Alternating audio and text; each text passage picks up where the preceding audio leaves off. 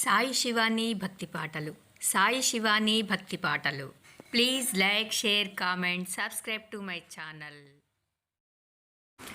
ఓం శ్రీ మహాగణాధిపతయే నమః. ఓం శ్రీ గురుభ్యో నమః. ఏకాదశి మహత్యంలో 8-9 భాగాలు తెలుసుకుందాం. ఆరగింపు ఏదో మాట వరుసకు ఉడికి ఉడకనట్టు అంత ముద్ద పెట్టడం కాదు. పాయసాన్నం, పెసరపప్పు, అప్పుడే కాచిన ఆవు నెయ్యి, తీయని కూరలు, చారు, తిమ్మనం, అప్పాలు, అరటిపళ్ళు, కలకండ, ఆమవడలు, మేగడ, చెరకు పానకం, అప్పడాలు, రుచికరములైన పచ్చళ్ళు, పనస తొనలు, మామిడి తాండ్ర, ఊరవేసిన ఉసిరికాయ పళ్ళు, గడ్డ పెరుగు, సొంటి మజ్జిగ, మహారాజ భోగం ఆ భోజనం. ముందు కాళ్ళు కడిగి గంధాక్షతలతో పూజించి సగౌరవంగా వెండి పువ్వుల పీటపై కూర్చుండపెట్టి చక్కని లేత అరిటాకులో విందు. భోజనం ముందు శ్రీ కేశవార్పణమస్తు అని హస్తోదకం. భోజనానంతరం వసారాల్లో తుంగచాపలపై విశ్రాంతి. అప్పుడు కప్పురపు తాంబూలం. ఈ విధంగా నిత్యము హరిభక్తులకు ఆ పట్టణంలో గృహస్థులు సత్కారం చేస్తూ ఉంటారు. అది చూసి రుక్మాంగదుడు పరమానందభరితుడై నగరికి వెళ్ళి తాను ఆ విధంగా హరిదాసులకు పారణ జరిపి తరువాత తాను ఆరగిస్తున్నాడు. ఆ విందులో ఆప్తమిత్రులు, మంత్రులు, బంధువులు నిండుగా బంతులు తీర్చి కూర్చుంటున్నారు. ఆ విందు అయిన తర్వాత రాజు యోగ్యులైన భక్తులు బంగారు నాణములు హెచ్చు తక్కువలు లేక సంభావనగా ఇచ్చి సంతృప్తులను చేస్తున్నారు. ఈ విధంగా రుక్మాంగద మహారాజు వరుస తప్పక ఏకాదశి వ్రతాన్ని సలక్షణంగా జరుపుతూ ఉండగా అతని పేరు వినవచ్చేంత నేలంతా సిరి సంపదలతో, భోగభాగ్యాలతో భూలోక వైకుంఠమా అన్నట్లుంది. కావాలన్నంతనే సానుకూలంగా వానలు కురుస్తున్నాయి. ఆవులు కుండలు నిండుగా పాలిస్తున్నాయి. కొండ నేలలు కూడా నిండుగా పండుతున్నాయి.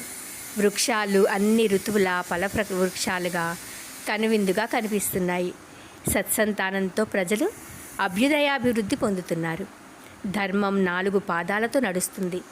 దేశం శ్రీధాన్య కటకమై శోభిస్తుంది. మారుమూల పల్లెలు కూడా భోగభాగ్యాలతో తొలతూగుతుంది. వ్యాధులు, అకాల మరణాలు ఊరు పేరు లేకుండా పోయాయి.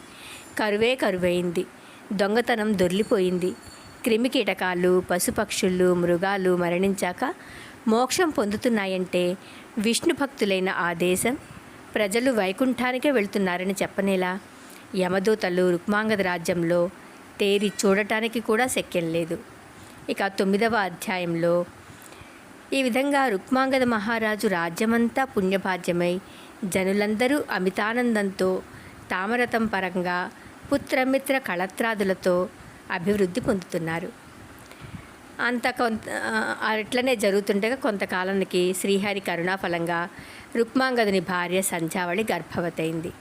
ఈశ్వరానుగ్రహం వల్ల ఎలాంటి చికాకులు లేకుండా 10వ మాసాన సుఖప్రసవంగా పనసపండు లాంటి కొడుకును కన్నది రుక్మాంగదుడి భార్య. ఆ సమయంలో దిశలన్నీ కూడా విశదంలయ్యాయి. వాయువు చల్లగా మెల్లగా సుగంధమిళితమై వీచింది. సముద్రాలేడును ఉత్సాహంగా పొంగాయి. సూర్యుడు శుభప్రభతో భాసించాడు. అగ్ని యజ్ఞశాలలో దక్షిణార్చి అయి విలసిల్లింది. పువ్వులతో తీగలు, ఫలాలతో చెట్లు, ప్రకృతి రమణీయకానికి స్వాగతం చెప్పాలి. నదులు నిర్మలంగా పదిలంగా ప్రవహించాయి. అఖిల జీవులు ఆనందంతో పొందు కలిపాయి. నెలపొడుపుతో పూర్వ దిగ్భాగంలాగా ఆ శిశుదయంతో అంతఃపురమంతా ఎంతో చల్లని ప్రభు కళకళలాడింది.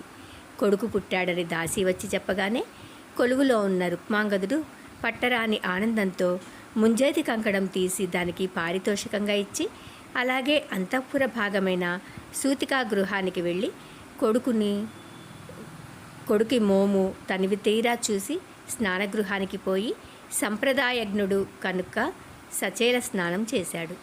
స్నానానంతరం పండితులకు, చుట్టాలకు, నిరుపేదలకు, ఆశ్రితులకు, యాచకులకు, చిన్నవారికి, పెద్దవారికి, సుమంగళులకు 2 చేతుల పుత్రోత్సవం పంచిపెట్టాడు. 12వ నాడు పుణ్యాహం జరిపించి ధర్మాంగదుడు అనే కుమారునికి నామకరణం చేశాడు. ఆ పేరు విని అందరూ మంచి పేరు అని ఆనందించారు. ధర్మాంగదుడు శుక్లపక్ష శశిలాగా దినదిన ప్రవర్ధమానుడై తల్లిదండ్రుల నయనకు కుముదాలకు ఉత్సవకరుడై అవుతున్నాడు. క్రమంగా రుక్మాంగదుడు కొడుకుకి అన్నప్రాసన చౌలప నయనాదులు చేసి అక్షరాభ్యాసము ఆదిగా వేదశాస్త్ర పురాణాలు కావ్య నాటకాదులు వాటి విశేష ప్రక్రియలు తగిన గురువుల వద్ద నేర్పించాడు. తరువాత తానే గజ తురగ రథారోహణాదులు నేర్పి అన్ని విధాల శస్త్రాస్త్ర విద్యలలో నైపుణ్యం కలిగించాడు. సిరి సంపదలున్న చోట విద్యలున్న చోట సిరి సంపదలు రెండూ ఉన్న చోట సలక్షణమైన ఆకారరేఖ అకోరరేఖ ఉన్నచో విద్యా విభవాదులు ఉండడం లోకంలో అరుదు. ఇది ధర్మాంగదుని ఎడల తార్మారమైంది. విత్తము విభవము, విద్య అందచందాలు, పౌరుషము, భార్య స్థైర్యము, సుగుణ సంపద కలిసి ధర్మాంగదుడుగా అవతరించాయని లోకం ఏకోక్తిగా వాకుంటుంది. ఆ మూర్తిత్వం సుగుణ స్ఫూర్తిత్వం చూసి బంధువులు అసూయ చెంది ఆమోదిస్తూ ఉండేవారు. క్రమంగా ధర్మాంగదుడు మొదలేఖతో ఐరావతం, పూదీగతో కల్పవృక్షం, నిండు వెలుగుతో జాబిల్లి రాణించినట్టు వనరేఖతో చూపరులకు నేత్రోత్సవకరుడైనాడు. అలాగే అన్ని గుణాలు తండ్రిని పోలి తండ్రిని జనులకును ఆనందకరుడైనాడు. యుక్త వయస్కుడైన కొడుకునకు రుక్మాంగదుడు పెళ్లి చేయాలని రాజ్యభారం అప్పగించాలని సంకల్పించి మంత్రులతో ఆలోచించాడు. మంత్రులు మనసా సమ్మతించి మాళవ దేశాధిపతి కూతురు చంద్రలేఖ అందగత్తె, బుద్ధిమతి, గుణవతి అని పురోహితుని వల్ల తెలుసుకుని తెలియజేశారు.